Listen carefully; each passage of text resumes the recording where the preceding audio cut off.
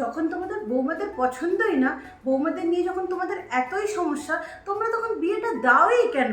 বা তোমরা তো জানোই যে ঘরে বৌমা এলে অশান্তি হবে, কিছু না কিছু নিয়ে সারাদিন সমস্যা থাকবে। সে বৌমার রান্না করা হোক, বৌমার জিন্স পরা হোক, কিংবা বৌমার বাপের বাড়ি যাওয়া হোক, প্রতিটা দিনই কিছু না কিছু নিয়ে অশান্তি হবে। তো তোমরা ছেলের বিয়েটা দাওই কেন? একটা ছেলে যত না বিয়ে করার জন্য পাগল থাকে, তার থেকে তার মা বেশি পাগল থাকে তার ঘরে একটা বউ নিয়ে আসার জন্য। নিয়ে এলে সেটা সমস্ত শখ পূরণ করতে পারবে। বাবা, সে শখ তো আতঙ্কবাদীদের থেকেও ভয়ানক।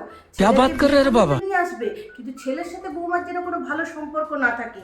বৌমার সাথে ছেলের যদি ভালো সম্পর্ক থাকে, তাহলে তুই বউয়ের কথা শুনে চলিস, বউয়ের কথায় উঠিস বসিস, সে তো গাল লাল হয়ে মুখ ফুলে বসে থাকবে, মহাভারত তক্ষুনি হয়ে যাবে। এরকম অবস্থা। ছেলের সাথে কোনো ভালো সম্পর্ক থাকবে না, কিন্তু আবার উনি এটা আশা করেন যে 1 বছরের মধ্যে নাতি নাতনির মুখও ওনাকে দেখাতে হবে। এটা কি করে সম্ভব? আর এই চিন্তাভাবনা আতঙ্কবাদীদের থেকে চিন্তাভাবনা থেকে কম কি